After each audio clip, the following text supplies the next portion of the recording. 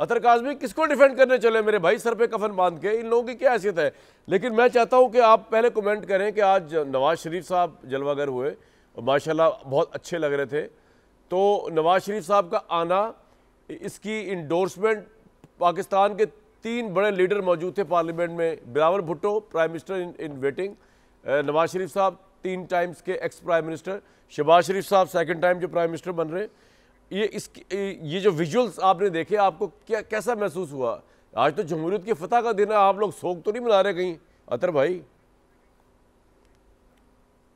नहीं कामरान भाई, हमारी क्या मजाल है कि हम कोई शोक मनाएं। पहले जिस तरह आपने इब्तदाइया किया और हमारे आम लोगों के हवाले से गुफ्तगू की, उसमें थोड़ी सी जो गुंजाइश रह गई थी वो मेरे भाई फैसल वाडा ने पूरी कर दी। तो हमें अपनी औकात का पता चल गया, तो किसी किस्म का कोई गिला शिकवा नहीं है। आपकी तो बात ही नहीं की काज़मी साहब, मैंने जमहूरी लोगों की बात की है सर। मैं हाथ जोड़ के आपसे माफी मांग लेता हूं। नहीं सर, ये यही लोग है ना वोटर्स हैं जमहूरी लोगों के पीछे। ये अतर काज़मी करता धरता ही है ना भाई। अतर काज़मी ने बड़े वोट डाले थे।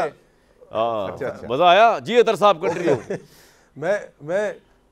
जी मैं फैसल भाई लाइटर नोट में कह रहा हूँ, आपने भी 27वीं आईनी तरमीम में एक लड्डू जो है वो 14 सहाफियों को खिलवा दिया।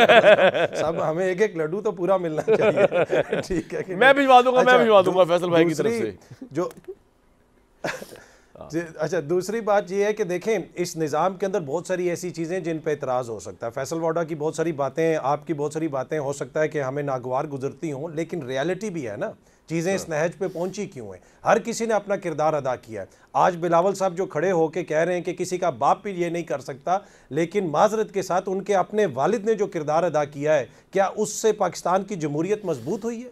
क्या उससे 18वीं तरमीम मजबूत हुई है? अपने लिए इस्तिस्ना ले लिया। अभी भी अदालतों के अंदर उनके करप्शन के केसेस लगे हुए हैं, जिस पे इस वक्त जो है अदालतों ने एक तरह से वो रोका हुआ है, क्योंकि उन्होंने सदारती इस्तिस्ना लिया हुआ था। अब वो ताहियात इस्तिस्ना ले रहे हैं। तो मेरे ख्याल में किसी और के बाप की आपको जो भी कारकर्दगी है उसको छोड़ें, अपनी जमात की कारकर्दगी देखें कि आप लोग कैसे कर रहे हैं। इसी तरह मियाँ साहब को आप देख लें, मियाँ साहब जो है वोट की इज़्ज़त की बात करते रहे, और आज आके उन्होंने कौन सी ऐसी कोई बात की जिससे आम पाकिस्तानी को ये फील हुआ हो कि मियाँ साहब उनके राइट्स की बात कर रहे हैं। इस सारी तरमीम के अंदर भी जो कुछ भी हुआ है, इन्होंने अपने लिए निज़ाम के अंदर आसानियाँ पैदा की हैं और उसी तरीके से ये निज़ाम चलाना चाहते हैं। तो मेरे ख्याल में इसमें सबका किरदार है, लेकिन सबसे बड़ा जो अलमिया है कि ये जो कुछ कर रहे हैं, जिस तरह आपने भी बताया कि ये इसी का शिकार ये भी बनेंगे, और जो आम पाकिस्तानी है उसके लिए इसके अंदर कुछ नहीं है। टू बी ऑनेस्ट, जब एक होप आप ख़त्म कर देते हैं ना, मैं आखिरी बात करूँगा कामरान भाई, सारी बातें बड़ी अच्छी हैं, हम बहुत सारी बातें कर सकते हैं,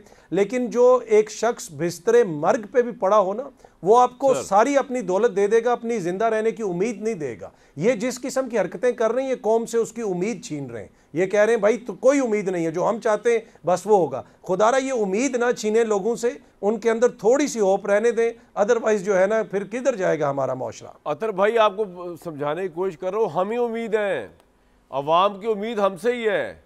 ये पार्लिमान, ये सुप्रीम कोर्ट, ये तो बिला वजह के भाई खर्चे हैं। मैं तो आपको बता रहा हूँ, मैं तो इस सिस्टम के अगेंस्ट हूँ, क्योंकि इस सिस्टम ने पाकिस्तान को कुछ भी नहीं दिया। और on a very serious note आप देख लें, पाकिस्तान में जितनी पार्लियामेंट सही, सिवाय खर्चे के, सिवाय महंगाई के, सिवाय नो लेजिस्लेशन के, इन्होंने किया क्या? इससे तो बहुत बेहतर है यार कि ये इन चीज़ों को बंद करके सिस्टम डायरेक्ट किया जाए, मेरा अगर आप पूछे पर्सपेक्टिव। लेकिन मैं आपसे एक और बात पूछना चाहूँगा अतर साहब कि आज जो बिलावल साहब ने कहा कि शहबाज शरीफ साहब बड़ा अच्छा काम कर रहे हैं, लेकिन एक बात मैं उनको बताना चाहता हूँ, जब तक सियासतदान अपनी किस्मत अपने हाथ में ना लें तब तक इज्जत नहीं होगी। इसका मतलब क्या है, कुछ समझ आया आपको? मैं बाकियों से पूछूंगा, लेकिन आपसे पूछना चाहता हूँ, क्यों ये कहा है उन्होंने शहबाज साहब को एड्रेस करके, बिलावल साहब? मेरे ख्याल में इसलिए कि शहबाज शरीफ साहब ने इस वक्त अपनी किस्मत जरदारी साहब के हाथ में दी हुई है, तो इसी वजह से बिलावल साहब कह रहे होंगे अपनी हाथ में लें, नहीं तो आपकी किस्मत आगे नहीं चल सकती। मसला ये है कि इनके पास मैंडेट कितना है, सिंध के अंदर कितना मैंडेट है और पंजाब के अंदर कितना मैंडेट है, ओवरऑल मुल्क में कितना मैंडेट है, वो सबके सामने। और इसी वजह से ये इस किस्म के फैसले कर रहे हैं ना। ये कहते हैं कि किसी का बाप कुछ नहीं कर सकता। जो पीपल्स पार्टी के साथ हुआ है वो वाकई किसी का बाप नहीं कर सकता था, वो इन्हीं के वालिद ने किया है। वो चारों सूबों की जमात, वो शहीद बीबी की जमात, वो जुल्फ़कार अली भुट्टो की जमात आज सिंध के चंद अंदरूनी अजला की जमात बन के रह गई है, तो वो किसने किया है? तो मेरे ख्याल में सबसे पहले तो ये अपनी किस्मत अपने हाथ में लें, अपने वोटर सपोर्टर से कनेक्ट करें,